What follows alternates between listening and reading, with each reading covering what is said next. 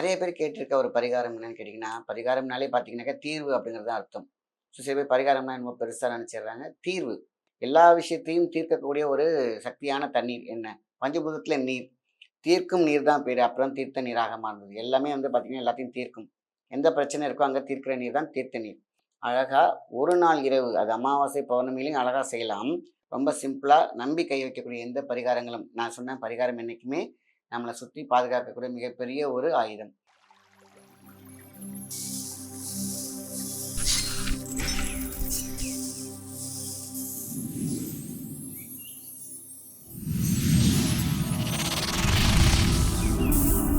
நீங்கள் பார்த்துக் கொண்டிருப்பது life tuner Tamil. Life tuner நேயர்களுக்கு அன்பான வணக்கம். நான் உங்கள் மாயன் செந்தில்குமார். நெறைய பேர் கேட்டிருக்க ஒரு பரிகாரம் என்னன்னு கேட்டீங்கன்னா, பரிகாரம்னாலே பார்த்தீங்கன்னாக்கா தீர்வு அப்படிங்கிறது தான் அர்த்தம். சில பேர் பரிகாரம்னா என்னமோ பெருசா நெனச்சிடுறாங்க. தீர்வு. என்னைக்குமே பார்த்தீங்கன்னா, பிரச்சனையில இருக்கிறவங்க பிரச்சனையில இருக்கக்கூடாது. கண்டிப்பா ஒரு கொஞ்ச நாள் கஷ்டப்படுறாங்களா, அடுத்தது வந்து பார்த்தீங்கன்னா, நல்ல விஷயத்துக்கு வரணும். வாழ்க்கை ஃபுல்லாவே கஷ்டமா இருந்தா எப்படி? அப்பன்னா அடி எடுத்து வைக்கக்கூடிய விஷயம். அதான் நம்ம வந்து பார்த்தீங்கன்னா, எடுத்து வைக்கிற விஷயம் வந்து பாசிட்டிவா இருக்கணும். Think positive. 2வது நல்ல மூலிகைகள் தேர்ந்தெடுக்கக்கூடிய விஷயங்கள். இறைவனின் அருள். நல்ல நட்பு. அதுமாரி இது மாரி இருந்துச்சுனாலே போதுமான விஷயம். நல்ல முன்னேற்றத்திற்கு வரலாம். இதெல்லாம் தாண்டி இந்த காலத்தில சாத்தியமானா 1, 2 அமையும், 1, 2 அமையாது. சரி. பரிகாரங்களே இதுதான் சொன்னாங்க. ஒரு பிரச்சனைக்கான தீர்வு. ஒரு மனுஷனுக்கு என்னென்ன பிரச்சனை இருக்கலாம்? பணம், பொருள், பொருளாதாரம், நட்பு, வீடு, மனைவி, மக்கள் என்ன வேணா விஷயம் இருக்கலாம். மனம் சார்ந்த விஷயம். சில பேருக்கு மணக்கும், சில பேருக்கு வந்து பார்த்தீங்கன்னா இணக்கமாக இருக்கும், இணக்கம் இல்லாமல் இருக்கும், சண்டை இருக்கும், சச்சரவு இருக்கும். இப்படி இருக்கிற காலகட்டத்தில நம்ம அமைதியா, சந்தோஷமா இருக்கிறதுக்கு நம்ம இருக்கிற இடம் சுத்தமாகவும், சக்தியோட்டமாகவும், இறைவனுக்கு பிடிச்ச மாரி இருக்கணும். நம்ம வாழ்ற நம்ம மைண்டுக்கு பிடிச்ச மாரி இருக்கணும். ஸோ ஒரு வைப்ரேஷனாக இருக்கணும். ஸோ இதுக்கான ஒரு தீர்த்தம், அந்த காலத்தில தீர்த்தம் அப்படின்னாலே பார்த்தீங்கன்னாக்கா, எல்லா விஷயத்தையும் தீர்க்கக்கூடிய ஒரு சக்தியான தண்ணீர் என்ன? பஞ்சபூதத்தில நீர். தீர்க்கும் நீர் தான் பேரு. அப்புறம் தீர்த்த நீராக மாறுனது. எல்லாமே வந்து பார்த்தீங்கன்னா, எல்லாத்தையும் தீர்க்கும். எந்த பிரச்சனை இருக்கோ அங்க தீர்க்கிற நீர் தான் தீர்த்த நீர். ஸோ அப்போ புனித நீர்ன்னு கூட சொல்லுவாங்க. புனித அப்படின்னாலே பார்த்தீங்கன்னாக்கா, ஒரு விஷயம் கெட்டு போயிடுச்சுன்னா, அது புனிதமாக மாற வேண்டும். அப்ப புனித தீர்த்த நீர்.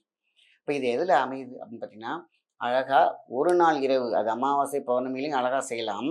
அதே மாரி டெய்லி கூட செய்யலாம். ஒண்ணும் தப்பு கிடையாது. அமாவாசை, பௌர்ணமிகள் நல்லா இருக்கும். இரவே என்ன பண்ணு கேட்டீங்கன்னாக்கா, நமக்கு வந்து கண்ணாடி டம்ளரோ, பீங்கான்லயோ வேற இரும்பு இல்லாம இல்லாத வெறும் தண்ணி தான். பச்சை கற்பூரத்த உள்ள போட்டுருங்க. அவ்வளோதான்.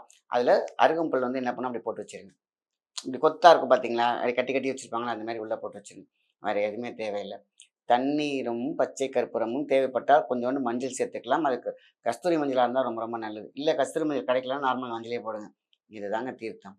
பாருங்க, மங்களத்தை தரும் மஞ்சள், எதையும் தீர்க்கக்கூடிய சக்தி வாய்ந்த அருகம்புல் 6 வகையான சக்தியையும் கொடுக்கும். நவக்கோள்களையும் இழுக்கும் சக்திமானால விநாயகருக்கு வந்து பார்த்தீங்கன்னா, மாலையா போட்டுருக்கிறாங்க. இத கையில் வச்சுக்கிட்டு ப்ரே பண்ணும்பொழுது நம்ம சொல்லுவாங்க, விநாயகருக்கு போடுவாங்கல்ல, அருகம்புல் மாலை கட்டி போட்டேன். எல்லாமே நல்லதா நடந்துட்டு இருக்கு, நடக்கும் அப்படின்னு.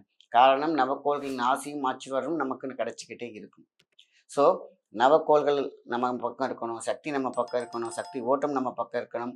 ஸோ, தீர்க்கக்கூடிய பிரச்சனைகள தீர்த்தமாக இருக்குன்னா அந்த தீர்த்தம். ஸோ, இத வந்து நைட்டே வச்சுட்டு, ஒருவேளை எனக்கு வந்து இந்த மொட்டை மாடிலாம் கிடையாது சார். பால்கனியில வைங்க. எங்க வேணாலும் வைக்கலாம். ஒண்ணும் பிரச்சனை கிடையாது. காற்றோட்டம் இருக்கும் இடத்தில் அத்தனையுமே சக்தி ஓட்டமும் இருக்கும். ஸோ, இப்படி மூடி வைக்கும் பொழுது காலைல எழுந்திரிச்ச உடனே நல்லா குளிச்சுட்டு, நல்லா ஒரு வீட்ல வந்து சாமிக்கு ஒரு விளக்கு ஏத்துங்க. விளக்கு வந்து எல்லா துன்பத்தையும் விளக்கும். அதான் விளக்கமா சில விஷயங்கள் நமக்கு தெரிய வரும். அப்போ இந்த தண்ணிய ஃபர்ஸ்ட் நம்ம பூஜை ரூம்ல தெளிச்சுக்கோங்க. நம்மளே 2 தலையில எல்லா வீட்ல இருக்கவங்க தலையிலும் தெளிச்சு விட்டு, அதுக்கப்புறம் வீட்ல எல்லா இடத்துலயும் தெளிங்க. வாகனம் வச்சிருந்தா வாகனத்து மேலயும் தெளிங்க. ஸோ, நம்ம கிட்ட இருக்கக்கூடிய பீடைகள், தடங்கல்கள் எல்லாம் விரண்டோடி விடும். மகா தீர்த்தம் எதிலேருந்து எக்ஸ்ட்ராக்ட் ஆகப்படுது? அருகம்புல் ஃபுல்லா எடுத்து வச்சிருக்கிற எனர்ஜிய ஃபுல்லா அந்த தண்ணீல சேர்க்கும். நார்மலாவே காத்துல இருக்கக்கூடிய எனர்ஜி உள்ளே சேரும். பச்சை கற்பூரம் சக்தியை மேலோங்கும். மஞ்சள் மங்களகரத்தை தரும். ஸோ, மகா சக்தி எங்க இருக்குது பாருங்க. ஒரு சிம்பிளான குட்டி குட்டி மெடிசின்ல இருக்கு. அதே மாரி மெடிசின் சார்ந்தப்பட்ட மூலிகைகள்ல இருக்கு. வார்த்தையில இருக்கு. சொல்வாக்கு, செல்வாக்குல இருக்கு. இப்படி நீ நல்லா இருப்பேன்னு சொல்லும்போது சொல்வாக்கு வந்து இருக்கும். அதே மாரி தான் காத்தலைகள நம்மள முன்னோர்கள் சொல்லக்கூடிய வார்த்தைகள், இறைவன் சொல்லக்கூடிய வார்த்தைகள், பிளஸ் அதான் தசாஸ்து அப்படியே ஆகட்டும். நல்ல விஷயமா நடக்கட்டும். நீ எனக்கு வந்து வழிபடுறியா? நான் உனக்கு செய்வேன் அப்படிலாம் கிடையாது. எல்லாத்துக்கும் ஒரே மாரியான எனர்ஜி கடவுள் குடுத்துட்டு தான் இருப்பாங்க.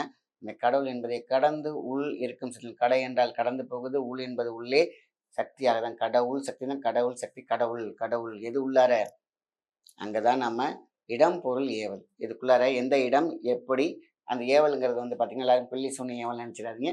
நம்ம எந்த விஷயத்தை நோக்கி போகிறோம் கூர்ந்து போகிறோமோ அதான் ஏவல் அப்படின்னு அர்த்தம். சரிங்களா? ஸோ இந்த 3யும் சரியான விகிதத்தில் செய்கிறதுக்கு நம்ம மூளை தெளிவாக இருக்கணும், நம்ம வீடு தெளிவாக இருக்கணும். நம்ம கன்ஃப்யூஸ்டாக எப்போ பார்த்தாலும் எப்போ பார்த்தாலும் நம்ம ஒரு மூட் அவுட்டில் இருந்தோம்னா எப்படி நம்ம தெளிவான சிந்தனையை ஏற்படுத்த முடியும்? அதற்கு தான் வீட்டில் இந்த தீர்த்தத்தை தெளித்தோம் அப்படின்னா, வீட்டில் இருக்கக்கூடிய எந்த தீய சக்திகளும் அமைதியாக்கப்படும், அதே மாதிரி விரட்டடிக்கப்படும். நம்மளுடைய நில ஓட்டம், அதாவது கிராஸ்மிக் பவர் அப்படின்னு சொல்லுவாங்க. இல்லாட்டினா பார்த்தீங்கன்னா, இந்த வேவ் ஆஃப் லெங்த் ஆஃப் ட்ராக்ன்னு சொல்லுவாங்க. இந்த ட்ராக் சரியாக இல்லைன்னா, நம்ம கிராக் ஆகி போய்கிட்டே இருக்க வேண்டியதுதான். ஸோ, அப்போது சரியான டைமிங், நம்ம டைம் நல்ல டைமாக இருந்துச்சுன்னா, நமக்கு அற்புதமான நேரம் நல்ல நேரமாக அமையும். இதைத்தான் எல்லாருமே என்ன சொல்லுவாங்க, இந்த தீர்த்தத்தில் கோயிலுக்கு வர்றது, தீர்த்தமாக கொடுக்கறது, நம்ம மந்திரம் ஜெபித்து கொடுக்கறது. அதனால தான் எப்பேற்பட்ட நோயும், எப்பேற்பட்ட துன்பத்தையும், எப்பேற்பட்ட தீய சக்திகளையும் தீர்ப்பதால் அது தீர்த்தம்.